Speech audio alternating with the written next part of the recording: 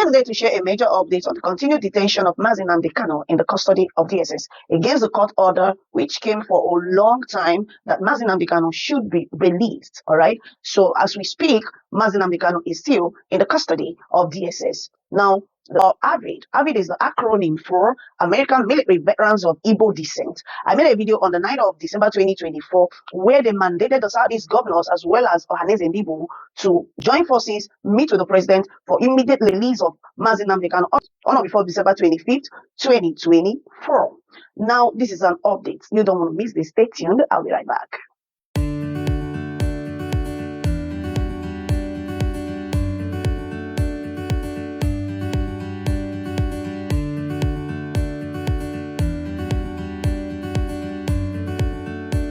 Hello everybody, welcome to Expose with Ivy, your surest plug for all hot, spicy and authentic information. If you are coming across my channel for the first time, please do well to subscribe to my YouTube channel. Give me a follow on TikTok, it's the same handle, Expose with Ivy. And of course, if you are a returning subscriber, thank you so much for your immense support. I'm deeply appreciative of it. All right, do well to smash the like button, share your thoughts respectfully in the comments, don't abuse anybody, spread love, spread good energy.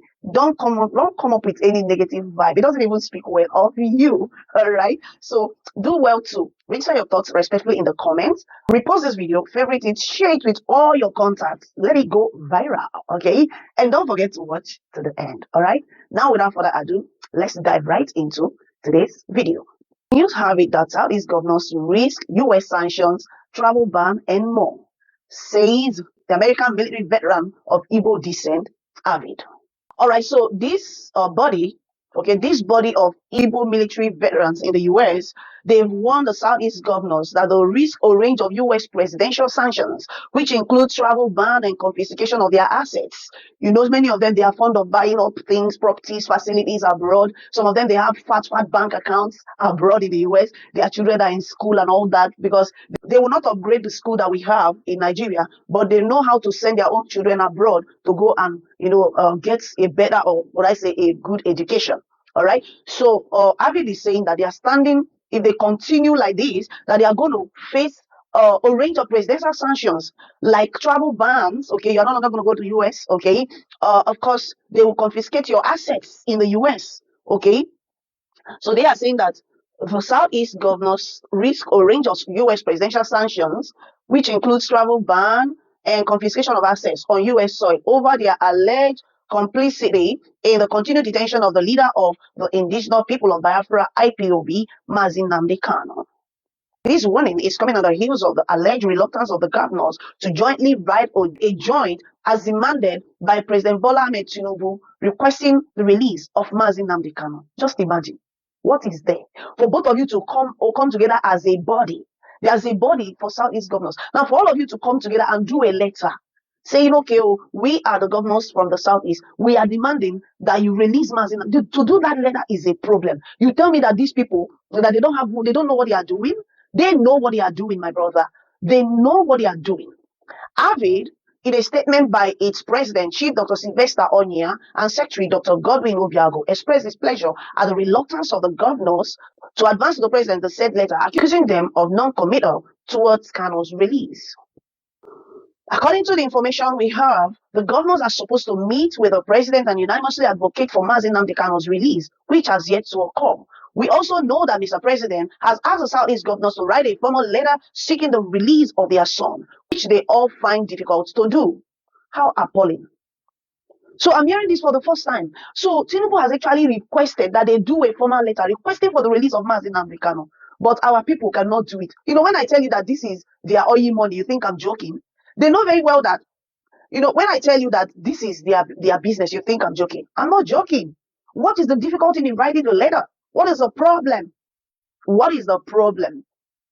We are also aware that all meaningful initiatives, particularly by religious leaders and national state players, have been frustrated by the same governors. Yes, because if you remember one of my videos where I was saying that Governors Chukwuma Soludo, when they were discussing about how they were approaching for the release of Mazi Nnamdi Kanu, what he had to say was that the release of Mazi Nnamdi Kanu is not going to guarantee the end of insecurity in the Southeast. That was what he had to say. Release him first now. Release him. Then let's see whether the insecurity will end or it will not end. Okay, so even after it reads further, even after the Nigerian Appeal Court pronounced Mazi Nnamdi Kanu not guilty, the governors remained silent, confirming their complicity. So they know what they are doing. All right. So they are all accomplices of this evil, but God will judge everybody. Your Excellencies, as USA military veterans of Igbo descent, we must make you aware that the continued detention of Nnamdi Kanu mirrors the sort of grave human rights violations sanctionable by the US government under the Global Magnitsky Human Rights Accountability Act, which was enacted to punish violators of internationally recognized human rights. The act empowers the President of the United States of America to impose sanctions against foreign officials complicit in gross violation of internationally recognized human rights against persons for exercising internationally recognized rights of freedom of expression or association, among other things. The range of the presidential sanctions includes denial of visas, blocking transactions in all property in the United States, and public stigma. Therefore, when the time comes for it, your inaction in seeking the release of Mazi Nnamdi Kanu make you complicit and thus subject to the full consequences of this act should you come in contact with the United States, which you do very often.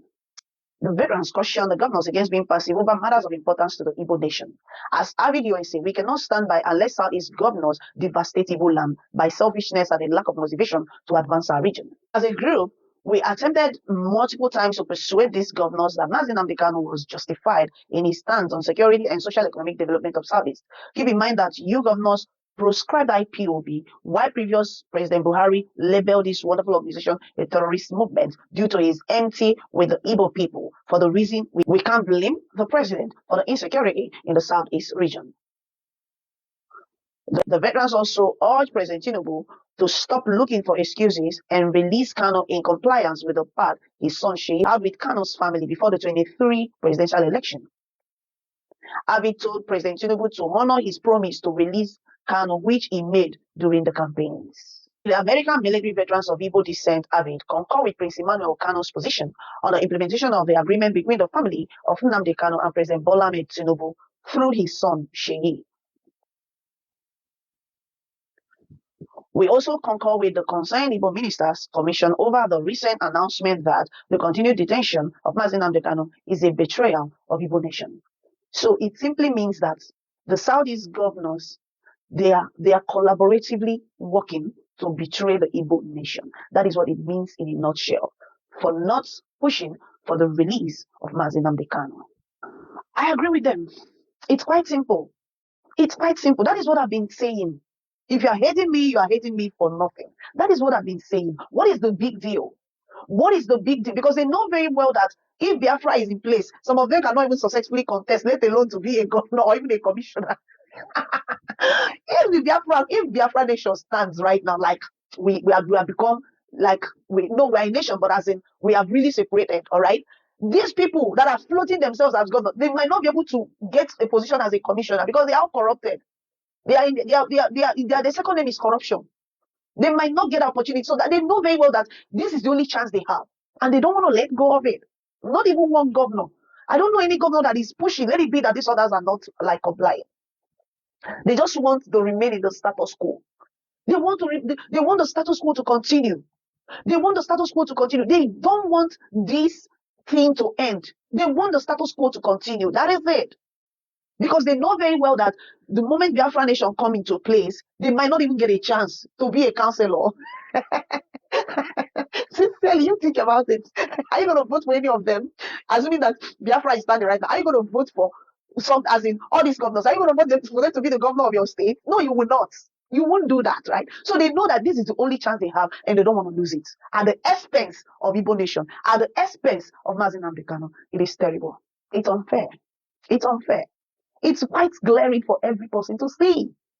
They are not ready to do anything. I'm shocked to know that today. I'm shocked to know that Tinubu has actually requested. I know that on Tinubu, on his own, he has his own SSS anyways. Because what is there to say, okay, release this man? You are now saying that the Southeast governor should write a letter. Fine. It's fine, right? You are the man on the stage, so you can do whatever pleases you. It's okay. Okay, you the Southeast governors, what are you doing? Where is the letter? Is it that you people cannot write a letter? Or what, is it that you don't have time to write a letter to say, Tinubu, release Mazi Nnamdi Kanu? They are just keeping this man there for nothing. He has the same issue he was accused of. It's the same issue that Mr. Sunday Igboho was accused of. Mr. Sunday Igboho is not in anybody's custody. He's a free man. When the man that you are accusing of the same issue, you are keeping him in custody. What did the Igbo people do? What is it about the Igbo nation? What is it about the Igbo nation? A question that I've not been able to answer. I'm telling you. A question that I've not been able to answer. If you see that demolition is going on, it will be a property that belongs to an Igbo man. If you hear that they are breaking shops, it will be the line where Igbo people are trading, because we are known for trading anywhere we go to, actually. You know? So why is it like this for an Igbo man? Why? That's the question. Well, Avid is up, and I know that they have a very strong stand in this. Okay, they have a stake in this. They are all citizens of America, and you know very well that the president is a president of fairness and justice. If they talk to him, he's going to listen to them. He's going to listen to them, and sincerely, all these Southeast governors, they won't find it funny. That is what I know. Okay, so I saw this news and I thought I should bring it your way today. All right. So, I mean, I think in the best interest of the Southeast governors, it's better for them to adhere and do the right thing by, okay, doing the right thing by sending the letter to Tinubu so that Mazi Nnamdi Kanu will be released. If not, sincerely, they won't find it funny. Most of them, their children are schooling in the US. Some of them, their families are living in the US. When they even headache, they will fly to US for treatment. You understand? So they are going to feel it harder than you and I. They have big properties abroad. When they get milk or the money, they send it there and they invest. They don't invest it in our place because EFCC may come after them. So that is where they go and make their investment. So they are going to feel the heat if they don't get to do the right thing. But are they accomplices? I think they are accomplices to this evil because their body language says it all. Their body language is their body language is a their body language is evincing of their desire for Mazi Nnamdi Kanu to remain in custody. This is where I'm going to peg it today. Until I come your way some other time. See you at the top because the ground is way too crowded. Bye.